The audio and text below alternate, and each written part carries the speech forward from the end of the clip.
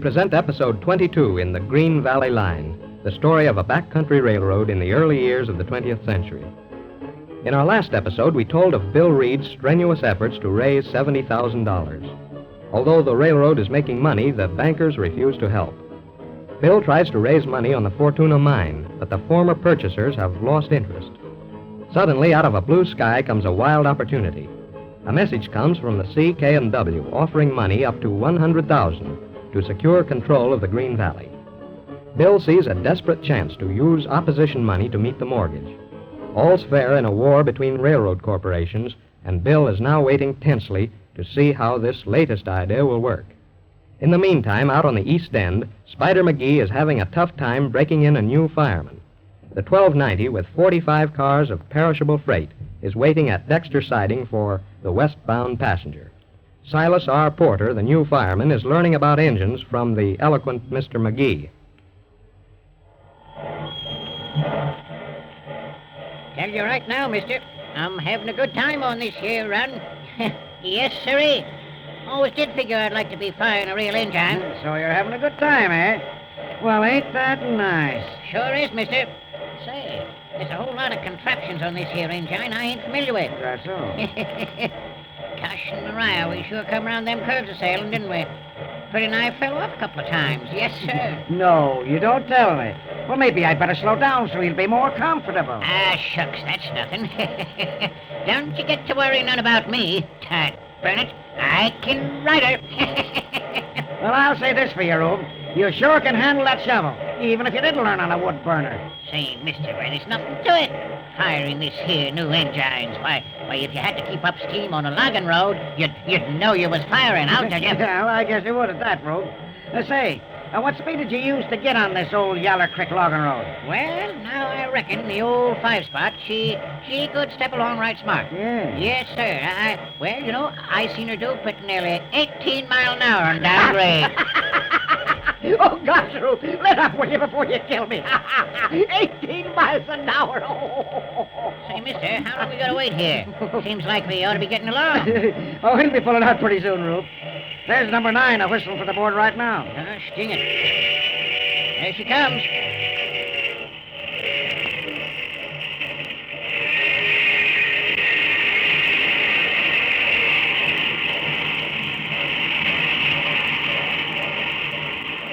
Now, ain't that pretty? Yeah. Take it easy now, Rube. That's enough for a while. Grab that slash bar and loosen up your fire. I'm going to hook her up. Just watch me take the top off of that fire for you. Gosh darn it. That was mighty slick, mister. Never seen nothing like that before. Hey, put on that left gun. Gun? My gosh, mister, I ain't seen no gun around here. Oh, listen, I mean the injector. That thing over there with the liver on it on your side. Right there by the boiler head. My gosh, dang it. I was wondering what that there contraption was for. Hurry up, grab that liver and pull her towards you. Okay. Easy now. That's it. All right. I'll let her feed for a while. Grab the shovel and start spading this hog. I'm going to make a fireman out of you by having to beat you over the head with this here Johnson bar. Back on the logging road, you used to figure I was a right smart fireman, mister. Yeah, but the trouble with you is you got too much experience.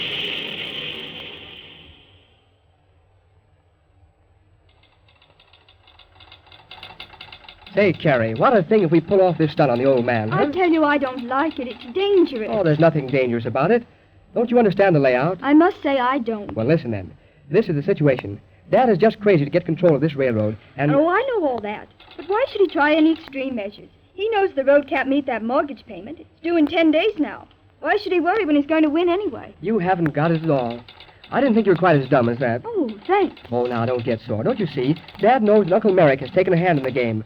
Uncle Merrick has money enough to finance 2 or 3 roads like this. And Dad figures... I see. He figures Judge Merrick will pay that mortgage and spoil the setup. That's it. Dad knows that if they don't pull off something quick before Uncle Merrick gets going, there'll never be another chance to steal the Green Valley. You mean he's ready to spend money and make a big play before it's too late? Yes, that's it. He doesn't know Judge Merrick is leaving me to find that $70,000, or he wouldn't be worrying at all. Oh, dear, I wish we'd never seen that wire. Don't be silly. The wire was in code. You remember what it said? Yes. It was an offer to wire up to $100,000 for the purpose of securing control of the Green Valley line. Well, that's what I want it for. I'm acting president. I have clear legal right to draw that money, and that's what I'm going to do. But that wasn't the real intention of the wire. No, that's where the joke comes in. Dad overplayed his hand again. Oh, Bill, what have you done? I've merely answered that wire in code. Asked for $70,000 to be wired to the Green Valley Bank right here in Morristown. Gracious, the bank won't give it to you. They won't, eh? Well, there's nothing simpler. It's all prepared. The money comes to the bank. I get a message authorizing me to draw it as president of the Green Valley Pro Tem. But it's stealing. No, it isn't. I'll take the money, retire the mortgage, and then I'll politely issue a note at 1 month thanking them for the accommodation. We can pay it out of October earnings. Oh, well, yes. It looks all right that way. I thought you were just going to take the money and let it go at that. No, I wouldn't do anything quite so boneheaded as that. When did you answer that wire? Yesterday. Say, we ought to have something soon. I phoned the commercial office to send it right over.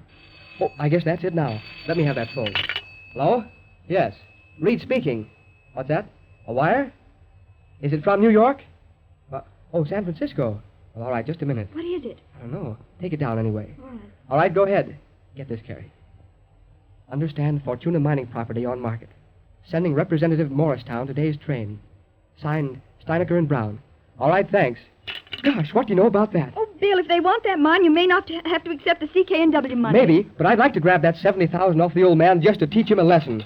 Well, that's 2 chances. Things are looking up, Carrie. But on this money proposition, you could never close the deal in time to meet that mortgage payment. We've only 10 days. Well, 9 to be exact. Yeah, time's getting short. Oh, I guess that must be the New York message.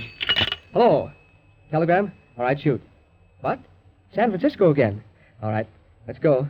Take it, Carrie. All right, Bill. Fortuna Mines, please reserve action till you see our representative arriving Morristown today. Signed, Vorman Robinson. Okay, thanks. For the love of Mike, looks like we started something. 2 firms after the Fortuna. Say, that darned old junk pile may be worth something after all. Say, I've got a notion. Bill, I'm listening. Suppose I try one of these firms with a message something like this. Fortuna Mine.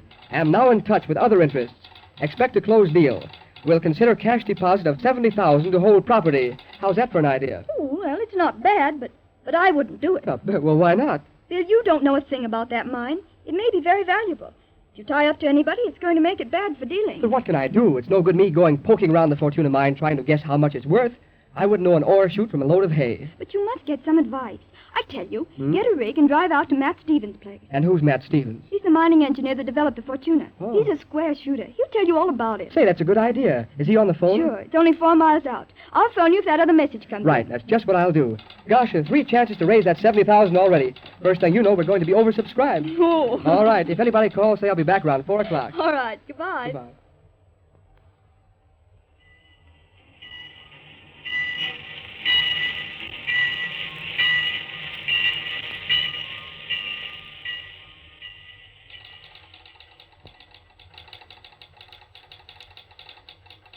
Yes?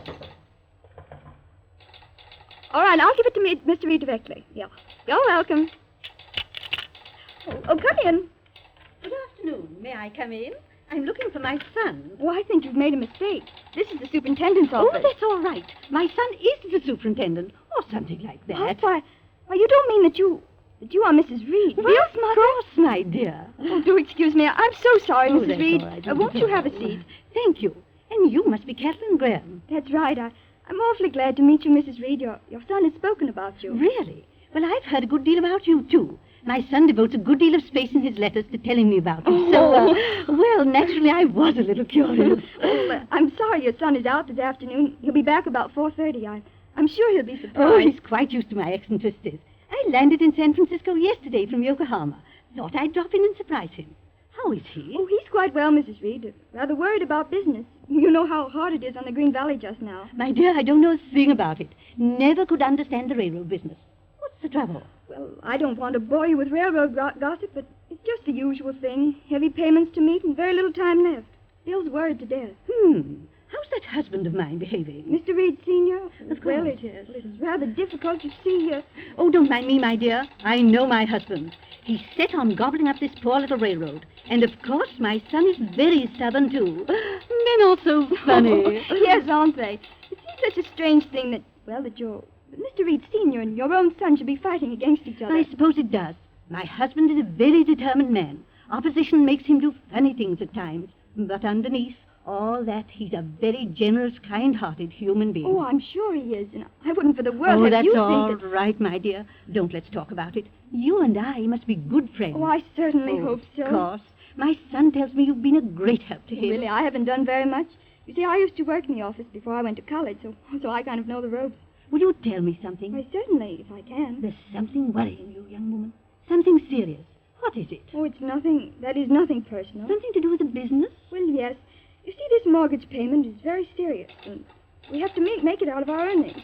Bill's been rather desperate, and, I suppose I shouldn't gossip, but... Oh, do you mean that he might do something foolish? Well, yes, in a way. Oh, dear, I know so little about money matters. I suppose it's a very large sum of money. $70,000. $70,000. I suppose that is rather a lot of money. It means everything to the Green Valley Railroad just now. But I really shouldn't talk. Well, if it makes you feel any better, my dear, it's perfectly safe with me. After all, I am Bill's mother. Yes, and it's so funny, Mrs. Reed. The man who holds this mortgage, the man the money is to be paid to, is Bill's father. Good gracious, my husband. Don't you see how queer it all how is? Perfectly absurd. $70,000 is only a flea bite to him. And you mean to say he's making it awkward for Bill over a mere $70,000? I'm afraid it's very serious, Mrs. Reed, and there's nothing anybody can do. I wish I could talk to my husband for a minute. I'd like to give him a piece of my mind.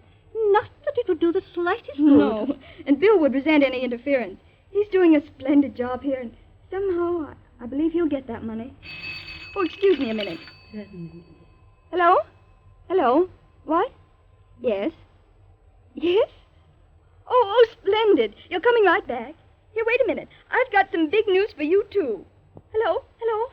Oh, bother. Now. Why, it's Bill. He's got some splendid news. He's coming right back.